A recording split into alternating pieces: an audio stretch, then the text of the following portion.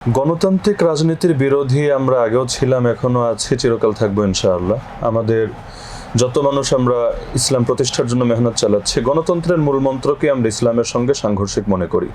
গণতন্ত্রের মূল কথাই হলো সকল ক্ষমতার মালিক এবং উৎস জনগণকে মনে করা। আর আমাদের রাজনীতির প্রথম কথাই হলো সার্বভৌমত্বের মালিক, সকল ক্ষমতার মালিক একমাত্র আল্লাহ তাআলাকে মনে করা। হ্যাঁ, বাকি এটা নিয়ে কথা হতে পারে যে আপনি তো আগে প্রচলিত এই ধারার রাজনীতির সাথে জড়িত ছিলেন না, এখন কেন জড়িত হয়েছেন? এটার জবাব হলো আগের ধারাটাও সঠিক ছিল, এখন যেই ধারায় আছি আমি সেটাও সঠিক। এখন প্রশ্ন আসতে পারে যে উভয়টা সঠিক হয় কেমনে, উভয়টা তো সাংঘর্ষিক। এর জবাব হলো ইসলামী ফিকহের মূলনীতিতে দুটো শব্দ আছে, একটা হলো আজিমত আর একটা হলো রুখসাত। আজিমত মানে হলো দৃঢ় সংকল্প, রুখসাত মানে হলো ছাড় বা শিথিলতা গ্রহণ করা। যেমন গত রমজানে আমি আলহামদুলিল্লাহ আল্লাহ তাআলার অনুগ্রহে ওমরা সফরে ছিলাম। যে কয়দিন আমি ছিলাম মক্কা এবং মদিনা মিলিয়ে পুরো টাইম আমি মুসাফির ছিলাম। আমি চাইলে রমজান মাসের ফরজ রোজাগুলো না রাখতে পারতাম, কারণ সফরের সময় একজন মুসাফিরের জন্য ছাড় থাকে, চাইলে সে রোজাগুলো না রাখতে পারে। কিন্তু আলহামদুলিল্লাহ সবগুলো রোজা আমি রেখেছি। কেন? আমি আজিমত গ্রহণ করেছি, রুখসাত আমি গ্রহণ করিনি।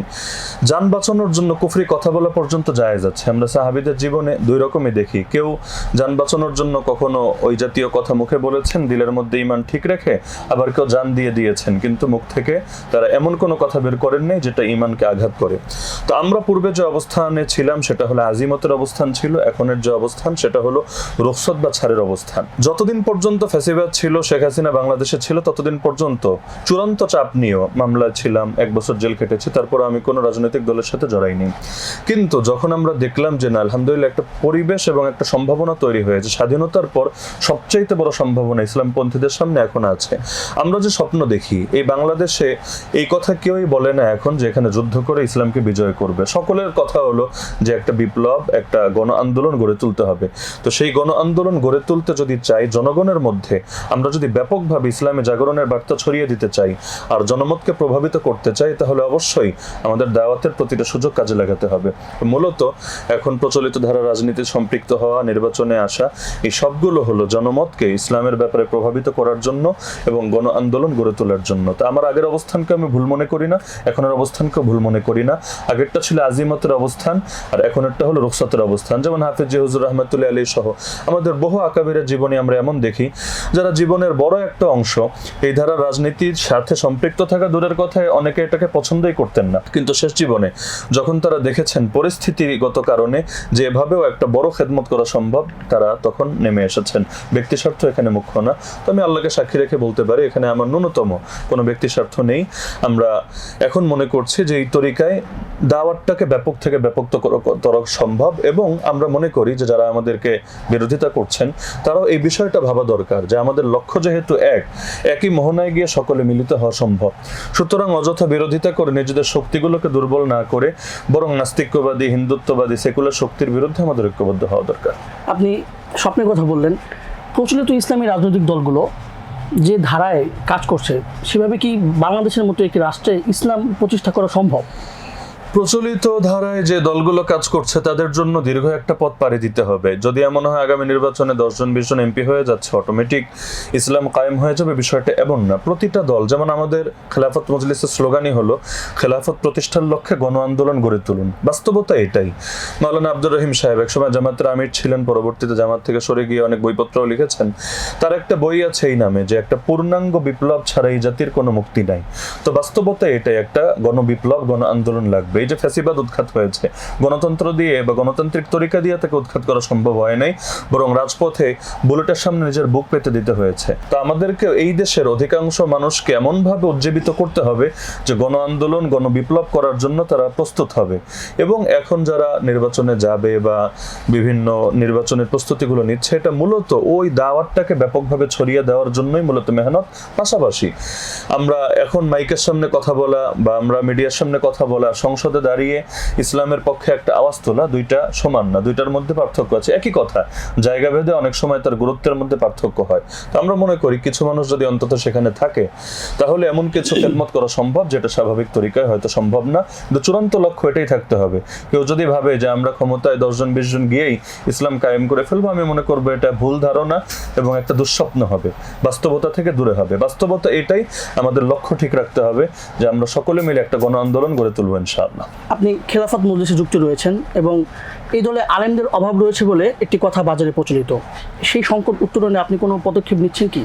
খেলাফত মজলিসে আলেমদের অভাব বিষয়টা একটা অবাস্তব কথা। বাস্তবতা হলো খেলাফত মজলিস শুধুমাত্র আলেমদের সংগঠন না। বাংলাদেশে কিছু সংগঠন আছে শুধু আলেমদেরকে নিয়ে, সেখানে নাম বলার প্রয়োজন নেই, সেখানে আলেমরাই হলো মুখ্য, 2-4 জন জনগণ হয়তো কদাচিৎ সম্পৃক্ত হয়ে আছে।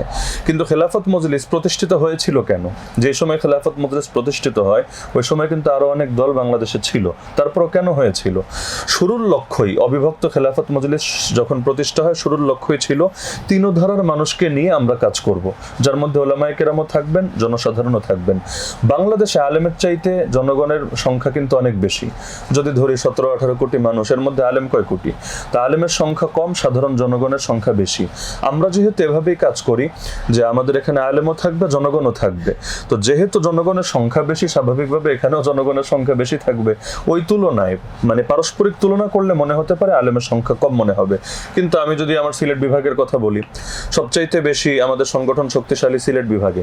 সিলেট বিভাগের যতগুলো কমিটি আছে, একদম জেলা বলেন, থানা বলেন, এমনকি ইউনিয়ন পর্যায় পর্যন্ত বলেন, আমি যতটুকু দেখেছি অধিকাংশ কমিটির নেতৃত্ব আলেমরাই দিচ্ছেন। তাহলে ঢালাওভাবে যদি বলা হয় যে খেলাফত মজলিসে আলেম কম, তাহলে কথাটা ভুল। কিন্তু যদি এই বিবেচনায় বলা হয় যে মোট কর্মী আর সদস্যদের মধ্যে আলেমের চাইতে জনসাধারণ বেশি, তাহলে কথা সত্য এবং সেটা যৌক্তিকত স্পষ্ট, কারণ পুরো দেশেই তো আলেম কম, জনগণ সেই তুলনায় বেশি। হ্যাঁ, এখন বাকি যেটা শেষে বলেছেন যে আপনি এই ব্যাপারে আপনার কি ফিকির যে আরো আলেমদেরকে সম্পৃক্ত করা যায় কিনা, আমি বিশেষ করে ওলামা বিষয়ক সম্পাদকের দায়িত্ব পাওয়ার পর থেকে এই ফিকির করে যাচ্ছি এবং আলহামদুলিল্লাহ হয়তো দেখেছেন ইতিমধ্যে বাংলাদেশে কয়েকজন উল্লেখযোগ্য ব্যক্তি যারা কেউ মাঠে ময়দানে ওয়াজ করেন, কেউ ইলমের ময়দানে বড় ভূমিকা রাখেন, আমার মাধ্যমে আলহামদুলিল্লাহ সংগঠনে এসেছেন, আগামীতে আরো আসবেন ইনশাআল্লাহ। তো আমরা এটাই চাই যে নেতৃত্ব অবশ্যই যোগ্য ওলামায়ে কেরাম দেখ এবং তারা সম্মুখ সারিতে থাকুক, কারণ আলেম আল্লাহ রসুলের ওয়ারিস। তো নবী যেমন ইমাম, নবীর অবর্তমানে ওলামায়ে কেরামও হবেন ইমাম। এ লক্ষ্যে আমি কাজ করছি এবং আগামীতে করে যাবো ইনশাআল্লাহ। আলেমের কথা বললেন, বর্তমান সরকারে একজন আলেম উপদেষ্টা রয়েছেন এবং তার বিভিন্ন কার্যক্রম এবং পদক্ষেপের কারণে দেশে একটি কল্যাণকর অবস্থা তৈরি হয়েছে।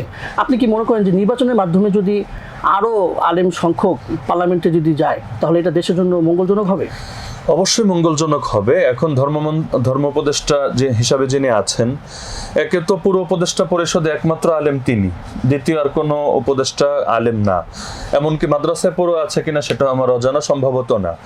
কিন্তু আবার তার মধ্যে তিনি যে সমস্ত সচিব এবং কর্মকর্তাদেরকে নিয়ে কাজ করছেন, তারাও যে আলেম বিষয়টা এমন না। তো মাত্র একজন ব্যক্তি আলহামদুলিল্লাহ যতটুকুই পেরেছেন, যদিও একটা সিস্টেম দীর্ঘদিন থেকে একভাবে চলে আসছে, আর একটা ক্ষুদ্র মন্ত্রণালয় চাইলেই তিনি সব করে ফেলতে পারবেন এমন না, কিন্তু যতটুকু তিনি করেছেন তার জায়গায় যদি 5 জন থাকতেন, 10 জন থাকতেন, অবশ্যই কাজটা বেশি হতো। সংসদের যে কাজ, সংসদের বড় কাজ কি, যে সেখানে পার্লামেন্ট মেম্বারদেরকে বলা হয় বিধান প্রণেতা, আইন প্রণেতা। তার মানে তাদের মূল কাজ রাস্তাঘাট বানানো না, মূল কাজ হলো আইন প্রণয়ন করা, বিধান প্রণয়ন করা। তো সেখানে যদি ইসলামের পক্ষের কণ্ঠস্বর ওলামায়ে কেরাম থাকেন, তাহলে আইনগুলো অবশ্যই কোরআন সুন্নাহকে অনুকূলে রেখে এর সমর্থনেই প্রণীত হবে।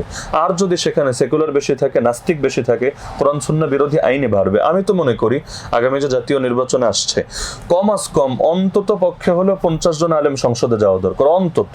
যদি আরো বেশি হয় আলহামদুলিল্লাহ, অন্তত 50 জন যদি নাও হয়, এর 2-1টা কম থাকুক, এর চাইতে বেশি না। কেন? কারণ বিপুল পরিমাণ মানুষ যদি সেকুলার হয় আর গুটি কয়েক 2 জন 4 জন আলেম হয়, সেখানে মোকাবেলা করাটা সহজ হবে না। তো যখন এত মানুষ ইসলামের পক্ষে থাকবে, তখন একটা নাস্তিকও যদি দাঁড়ায়, সে কথা বলার আগে 10 বার ভাববে যে আমাকে কাউন্টার দেওয়ার জন্য আরেকজন আলেম এখানে বসে আছে।